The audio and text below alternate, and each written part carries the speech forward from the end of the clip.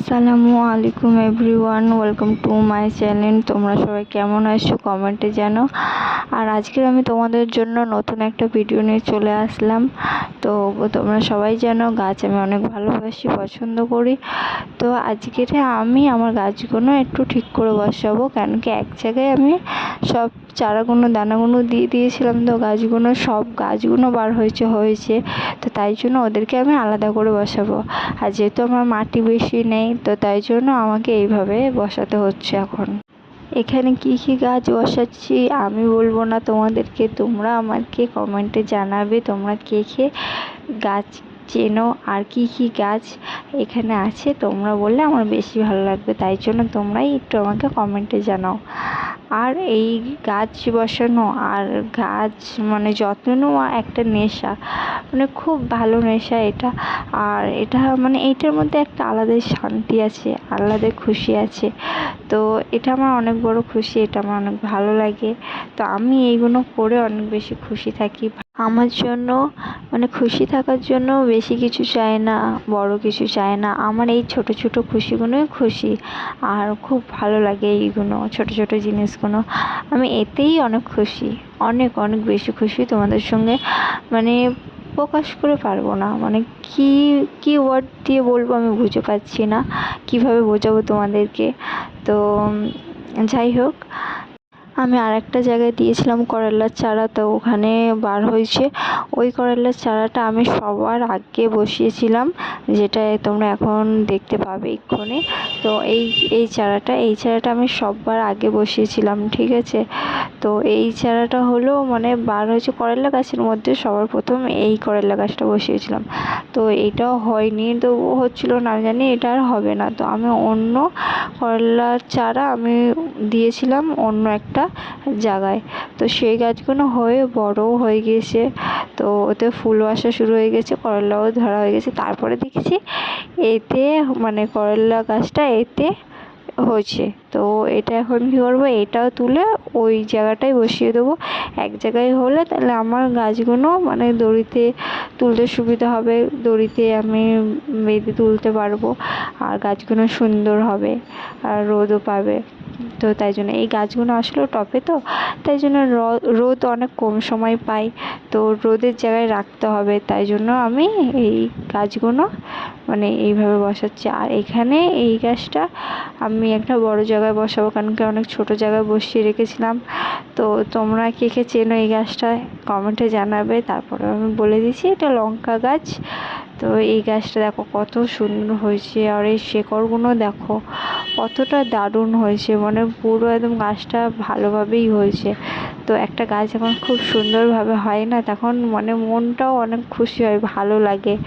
তো আমার তো খুবই ভালো লাগছে, তোমাদের কেমন লাগছে একটু বলবো, কমেন্টে জানাবে, অবশ্যই একটু জানাও, বলো। তো দেখো গাছটা এখন আমি এখানে বসিয়ে দেবো, মাটিটা সরাচ্ছি মাঝখানের দিকে, মাটিটা খুলে এটা এই শুধু এইভাবেই বসিয়ে দেবো, এই সমেতই বসিয়ে দেবো। এই সমেত বসালে বেশি ভালো হবে, তাই জন্য এই সমেত বসাবো। তো আমি মাটি এই যে সরাচ্ছি, এক হাতে ধরে এক হাত দিয়ে সরাচ্ছিলাম। তো সরিয়ে সরিয়ে দেখছিলাম কিনা মাটিটা ঠিক হচ্ছে কিনা, এতে যতটা মাটি আছে অতটা তো মাটিগুলো সরাতে হবে, না হলে তো এই এই গাছটার জায়গাটা হবে না। তাই জন্য আমি এই মাটিগুলো সরিয়ে সরিয়ে একবার দেখছিলাম ঠিক আছে তো, ঠিকঠাক হবে তো, তাই। আর তোমরা পুরো ভিডিওটা দেখতে থাকো, ভালো লাগবে আশা করি, খুবই ভালো লাগবে। আর আমার ভিডিও দেখার জন্য তোমাদের সবাইকে অনেক অনেক থ্যাংক ইউ।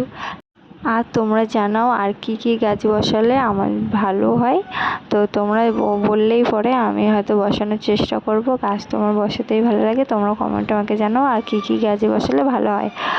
তো এখানে আমি এই গাছটা দেখো বসাচ্ছি, ঠিক আছে। তো এই গাছটা এই সাইডে হেলে গেছে রেখেছি বলে, তো আমি ঠিকভাবে এখানে বসিয়ে নেব, আর ভালোভাবে সমানভাবে বসিয়ে নেব। বসিয়ে নেওয়ার পরে এতে একটু জল দিয়ে দেবো, জল ভালোভাবে একটু দিয়ে নিতে হবে। বসানোর পরে অবশ্যই জল দিতে হবে।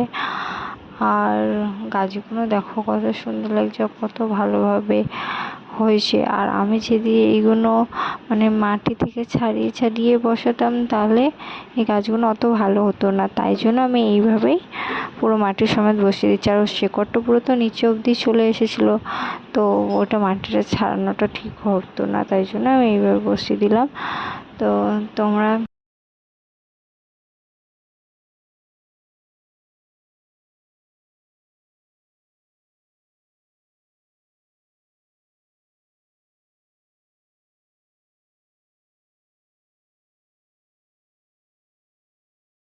কে কে গাছ পছন্দ করো আমাকে একটু কমেন্টে জানাও, ঠিক আছে? তাদের নামগুলো আমি অবশ্যই পড়বো, আর কমেন্টগুলো অবশ্যই পড়বো। আমি কমেন্ট পড়ি তোমাদের সবার, আর ভালো লাগে তোমাদের কমেন্ট পড়তে। আর তোমরা কে কে কোথায় থেকে দেখছো এটাও একটু কমেন্ট করলে আমার ভালো লাগবে, আমি পড়ে খুশি হব। দেখো এখানে তারপর আমি জল দিয়ে দিচ্ছি। জল দিয়ে দেওয়ার পরে আমি এই করলা গাছটা নিয়ে চলে এসেছি। এবার করলা গাছটা আমি এই মাটিতে বসিয়ে দেবো। এই করলা গাছটা দেখো এত বড়, আর এরকমই হয়েছিল। আর এই শেকড়টা দেখো এখনও ছোট আছে।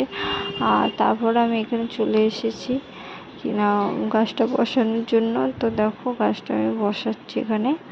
তো মাটিটা আমি খুলেই রেখেছিলাম, তো মাটিটা দিয়ে ওটা বসিয়ে দিয়ে কিন্তু অবশ্যই পানি দিতে হবে, জল দিতে হবে, ঠিক আছে? তো দেখো এই যে গোড়া বসিয়ে দিয়েছি, গোড়া বসানো হয়ে গিয়েছে। আর এই গাছটা এত সুন্দরভাবে হতে হয়েছিল, আর এতদিন পরে হয়েছিল। মেন কথা মানে মাটির ভিতরেও এতদিন এই দানাটা ভালো থাকবে আর এই গাছটা এতদিন পরে বার হবে তা আমি ভাবতেও পারিনি। তো এই যে গাছটা আমার হাতে দেখছো, এই গাছটা হলো আমার মেঝো গাছ। তারপর ছোট গাছটা বসিয়ে দিলাম, আর বড় গাছটা লাস্টে দেখাবো। ভিডিওটা ভালো লাগলে লাইক, কমেন্ট, শেয়ার, সাবস্ক্রাইব অবশ্যই করবে, আমার পাশে অবশ্যই থাকবে। আর এটা হলো আমার বড় গাছ। কেমন লাগছে? আল্লাহ হাফিজ।